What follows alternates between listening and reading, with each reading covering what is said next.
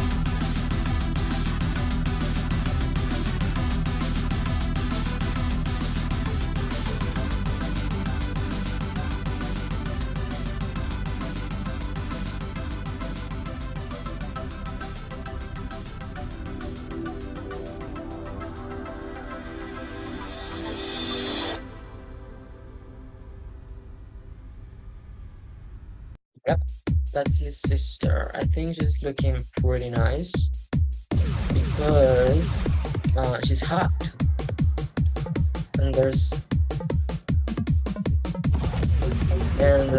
you're always correct when it's hot.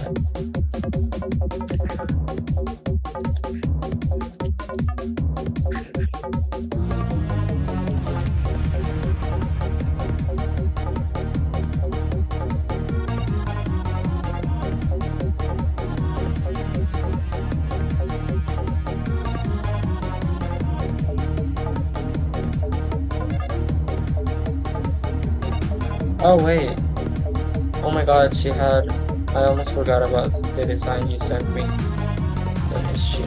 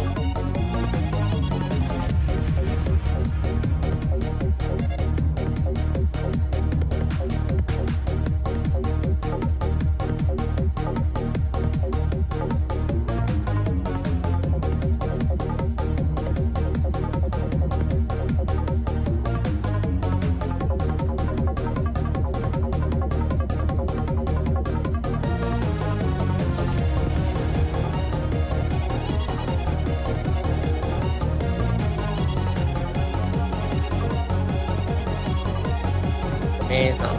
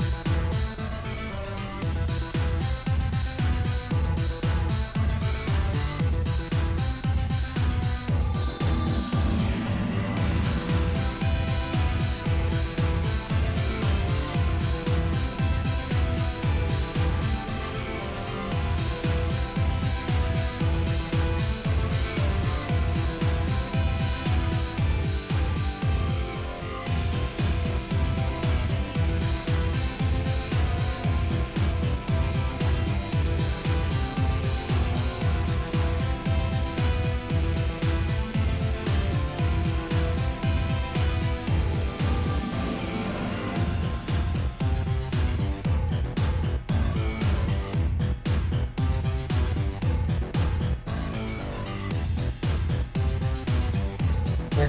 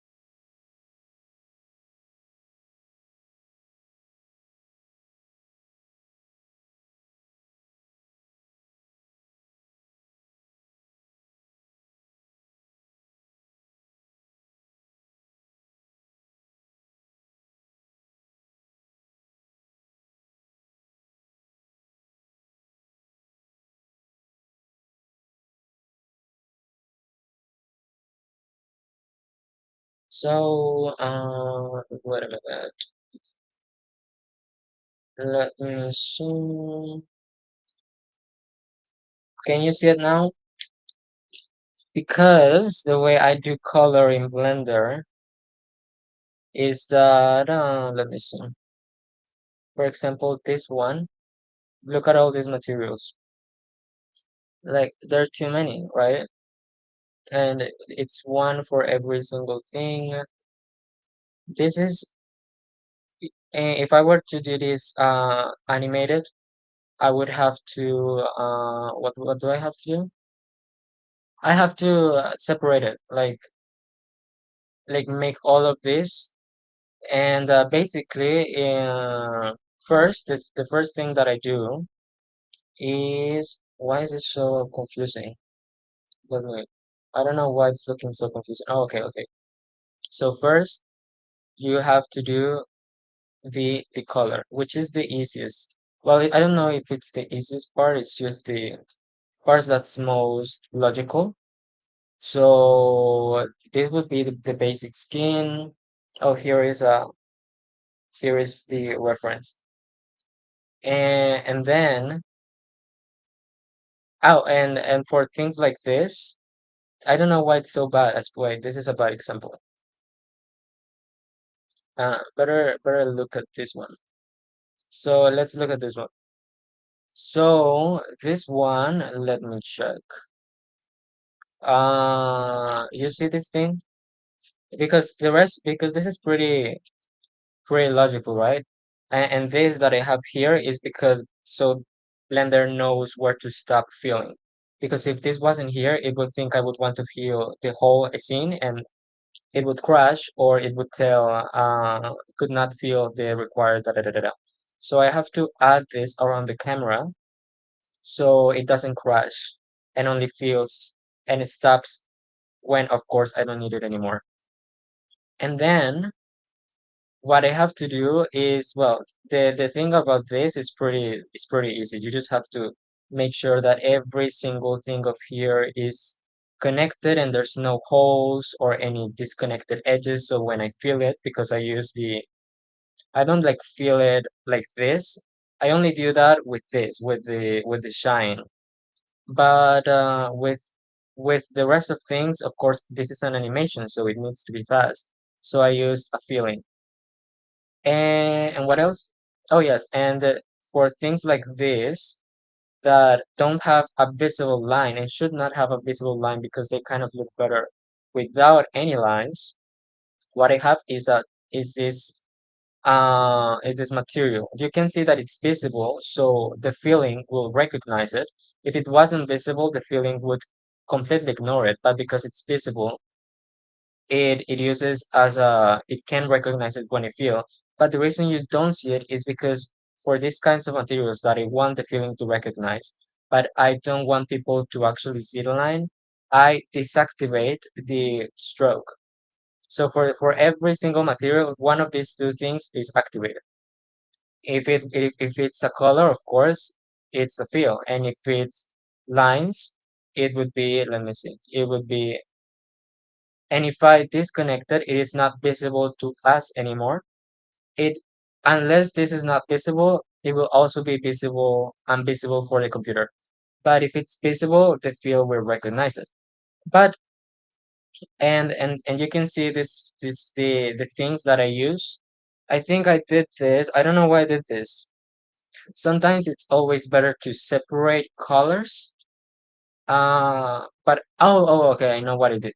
Because for this, if I were to have left this without separation, it would have filled this as well, like it filled this one.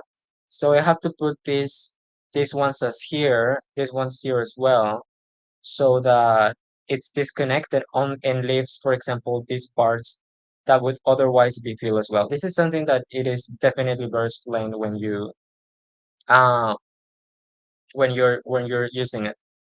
And of course, the things in the eyes, there are other things that I have. For example, these ones. These ones I think I did because let me think. Why did I do this one? Oh, because of the same reason. If this wasn't here, if a line that separated all of these feel skin, then when I feel this, it will also feel the eyes, like it feel the mouth, even though the mouth is connected and it has an outline very connected. Blender will feel everything that's inside the bigger field space. So everything that's inside of here, it will feel it, like it filled this one automatically.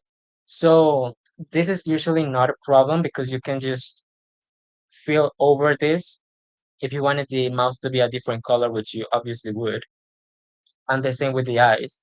But for convenience, because I don't want to have to delete the eyes, all of the eyes again, and have to do it again every time I need to change, for example, anything here, I disconnect it so it's never filled and it's never deleted. So that's, but this is truly, oh, and the most and the best part is, of course, and the most complicated, it's always going to be the shadows. Well, this was not that complicated. Let me see for a better, that's more. Okay, I think this one is extremely complicated, but it's not going to move, so it's not a very good example. Oh my God, look at this. But let me see. This one is more of a better, no, this one is a better example for why shading is so complex. So of course you feel the all of this. What is going on? Okay, that's just not a good example. Let me I think this one is a better example. No, it's not a good example. So it seems that in this time when I did this, I did not separate the shadows from the fields, which is not a good idea, but we can still do it with this one. So what I do with the shades is that I do the same thing with the temp. So the shades, let me see, shading. You can now see all of the shade. This small things is because I did it manually. It's too small and da da da da da. But this is what I do with the shading, and it's basically the same thing with the other line, but instead of being for coloring, it's just for shading. So when I finish the coloring, I again start making the shadows with this thing. You just kind of visualize it in your head. Or you can also duplicate and do the shades yourself, and when you are happy with it, you can then trace over or see where you put the shades and try with this. Now, the reason why this is kind of necessary and you don't just use the pen to do the shades is because when you're animating, you want to see the shade lines so you can basically have a track of that, because if you were to use these shadows as reference, it would be extremely complicated. But yeah, basically that's how I color in Blender. So let me see. Da da da da da. Yes, and that's basically. Let me get a better example. Okay, this may be a better example. Nope. But yeah, basically that's, now this one is not truly animated. Let me see if I have one that is animated, because I do. It's just that it's so big that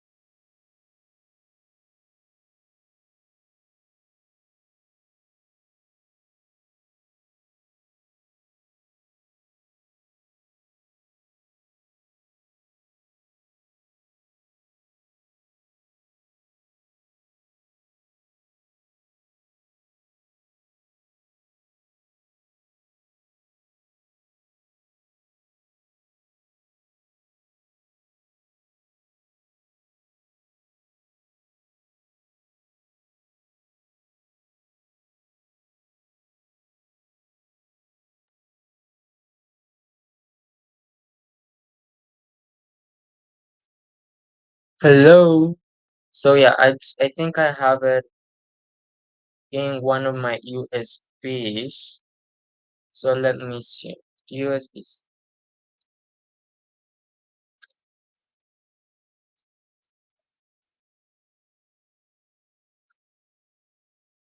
Not here. Can you see it now? Is I think this thing disconnected. Da-da-dum, da-dum. No, no, no, no, no. Let me check. Da-da-da-da-da-da-da-dum. It was it this one? Okay, I think it was the yeah, it was definitely this one. So it was the red one. I have it on my USBs.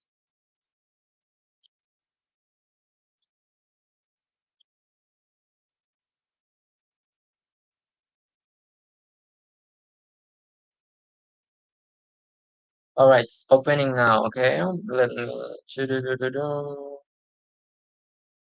Little Mermaid Commission. Now, of course, this is too much of work. So this had to be a commission because otherwise I would probably have never finished it unless I would really, really fixated on it. But complete file. I'm going to open the one that's the biggest. So give me just a moment. I will be closing this one and it should be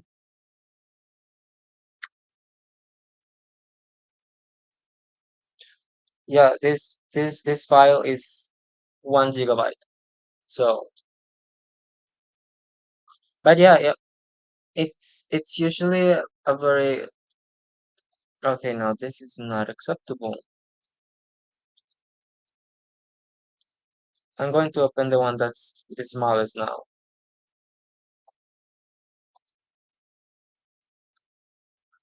So it should be this one.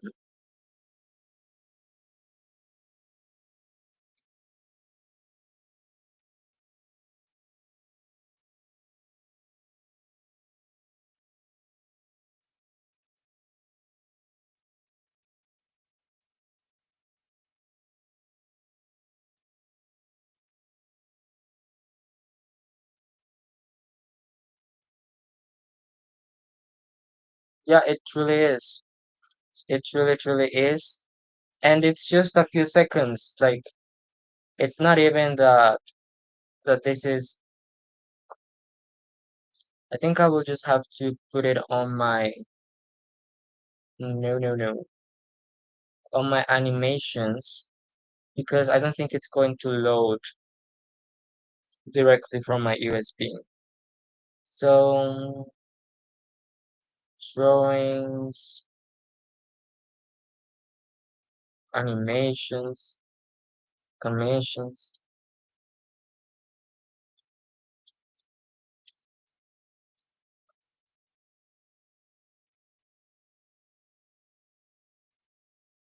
Yeah, I had to move it to my USB because this was in the time where I did not have. Uh oh, it's finally opened. I don't know why this one is so big. This one's not that much. Oh no, it has everything. I don't know why this has everything. That is not recommended of the because it's not possible to work with this computer, but I will be sharing it now.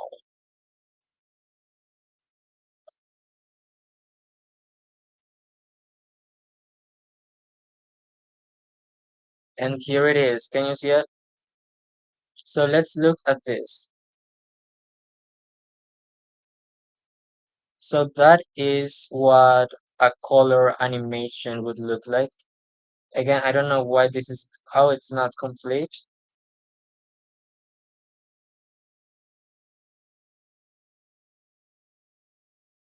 So let me because it begins over here. So and this is the amount of things of layers that it has to have. So first the limit. So if you remember, this is where that outline would be. It's always, I always of course put it as a, because it's distracting. But it's this green light, so that's the limit. And then it has effects. The effects would be, I think, these things that don't really need to have been drawn with the lines and then fill in the, but I can just draw it because consistency is not that important with these ones. So that would be, for example, the lines, because if you think about it, in real life, shadows for, I mean, shine from like hair, it's too inconsistent. Well, not inconsistent. It's just that every little thing changes it, so it actually looks more realistic when it's not consistent. So because of that, I don't need to go to the trouble of having to, I mean, I think I did actually. I'm pretty sure that I actually did go through the trouble of drawing the lines for the, oh, it's, so this one is for the usual lines. But oh yes, I did go through the trouble of making it for it. So yes, but then what is effects? Okay, I don't think there are any effects here. Where could be effects? Let me see. Oh, I know what effects are. So you see that these ones are not actually colored in. That's because they're effects. Okay, they're not effects. Is it an effect? Let me check.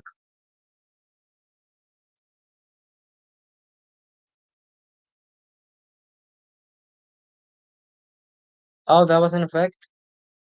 I guess, yeah, it seems that this was the effect, which makes sense because I don't want the lines of the back to look like they're over it. I want the blood to be over it because I want it to be translucent. So it had to be done in a separate layer. For it's always better to use separate layers. It can get messy, but it's always better to not have layers. So this one would be paint one. This one would be, oh yes, here I also did not separate the fields from the shades. But well, what I have to do when I do the shading, well, the coloring is pretty simple. It doesn't have a lot of logic to just color it. But the shading is what gets complicated.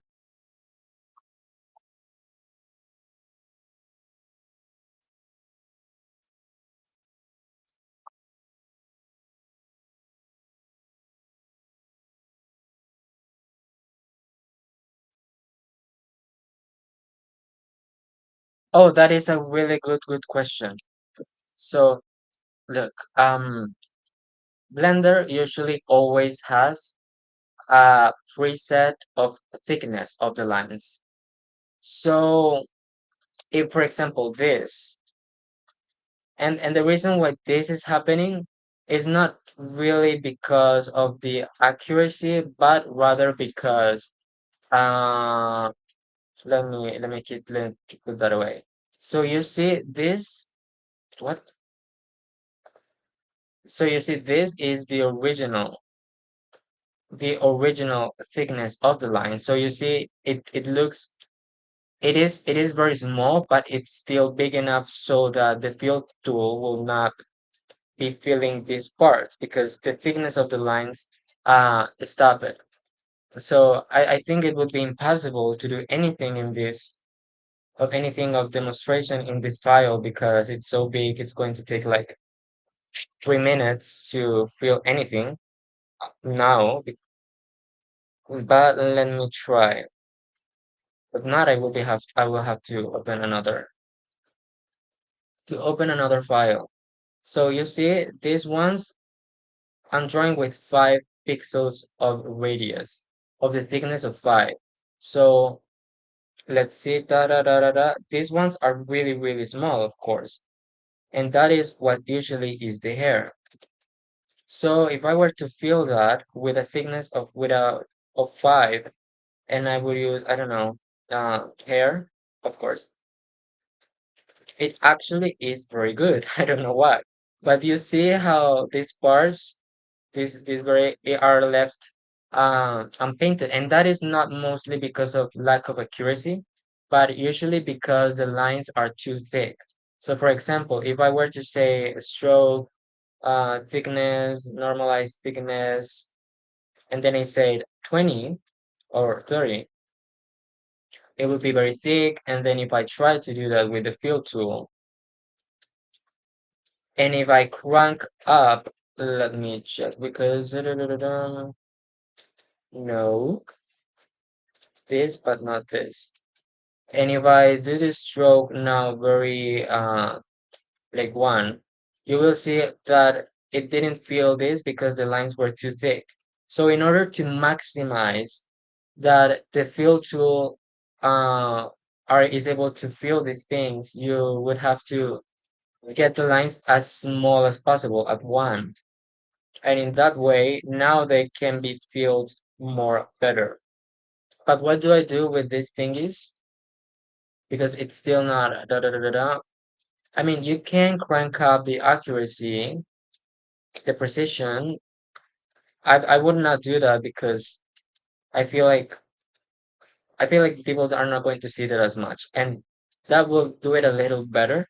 But usually, what I do is that I just use don't use very big lines.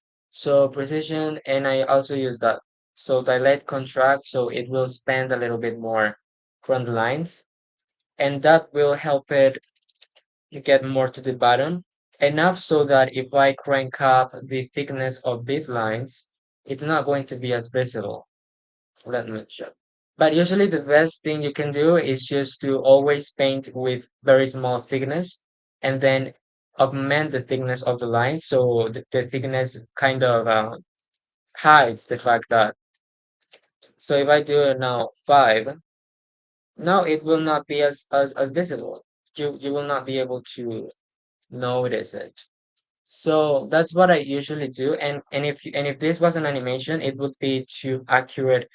Like if I were to render this image, you will not be able to see any gap because it's not visible. So usually I don't really worry about really small parts. I just always use, and for hair, what I also do is that for everything else that's not hair, that does not have these really pointy thingies, I just use low accuracy so I can work fast. But then separately, I paint the hair next, and I do use bigger accuracy to precisely to avoid things like that. But I feel like that is ultimately inevitable, and it can only be, for example, in this, I would be able to fix it if I had added in the field a little bit more dilate contract because I feel like it's always better that the field is a little bit bigger than the line because that's kind of makes it look more hand drawn because usually when you paint over a cell, you paint a cell picture of an animation and you go a little bit over the line, that makes it look more like a craftsmanship. So I don't really worry about. And if I were to render it, like again, this little this those imperfections would just not appear anymore. They would appear, but they would be too invisible. So that's usually what I do. I just first I make sure that when I'm filling the lines, I always set the thickness to 1 so that the lines are as small as possible.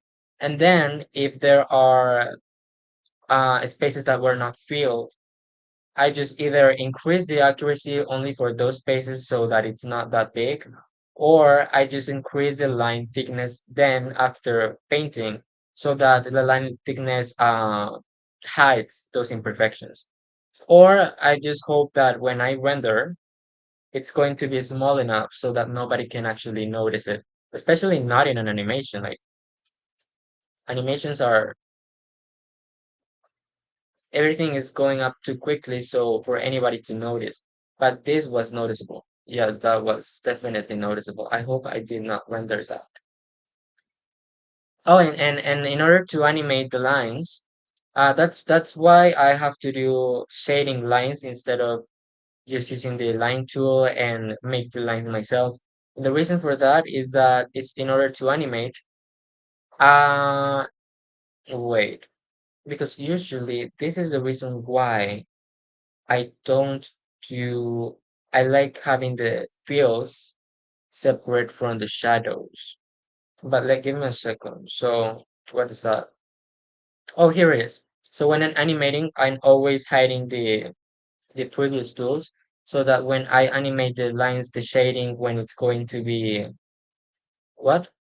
When it's going to be I for example can see here the lines for the shading.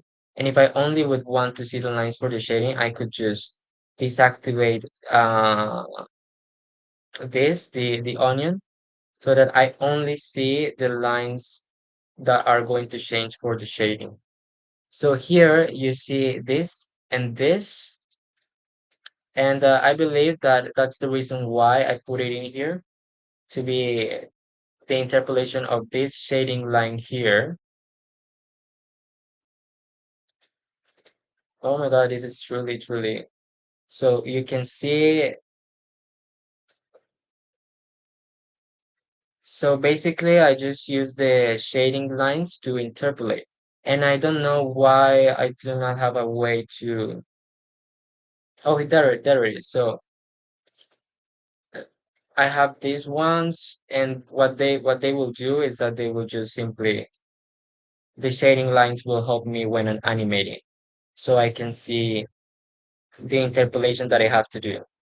Because of course you don't only need to interpolate the lines of the characters, but if you're going to add shading, the lines of the shading, because the shading should also be consistent.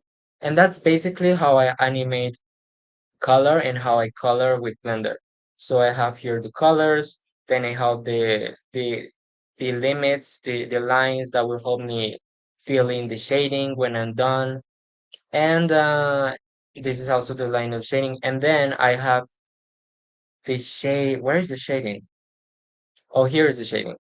No, that's not the shading. Oh, there, this is the shading. So there is shade one, which is a strong shade. There is shade two, which is not that strong. And I use uh alphas. I don't really like have a specific color of shade unless I truly would want to screw my life over, because that would be much and I don't know why this is. Oh, this is white with a with an alpha, so it's the shine for, it's not shade, it's shine. And yeah, and for example, I do have the a separate for the hair. I don't think that's the hair. How could that be the hair? Wait a minute. Why would that be the hair? Oh, yes, I guess that the hair is a little bit green. I mean, whatever. But in those cases, I do have a separate. For example, if you this could not be that cool. If I, for example, have used maybe not black but red, dark red, it would look more like skin. But because that is too complicated and I would have to add more shades, I don't really do that unless I'm really like getting paid very well.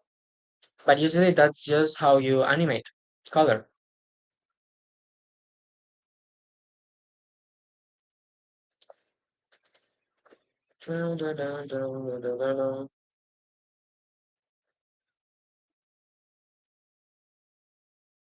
Now going back to my what was it? Going back to my work.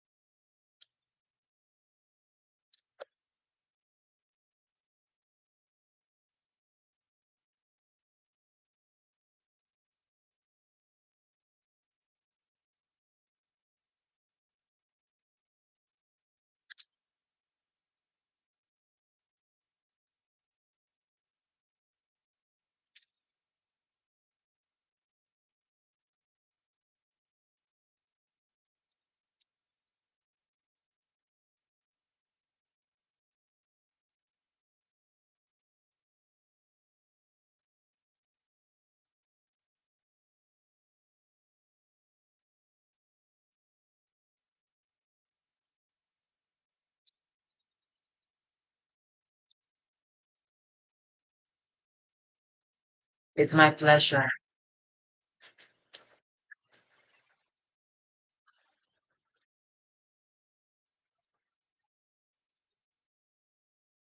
But well, I think I am done. I am tired and I will be starting to do the other things I have to do today in my work free way. So I will be getting the strain up until here. So thank you for staying. I always like when there are people watching me, of course. But so see ya.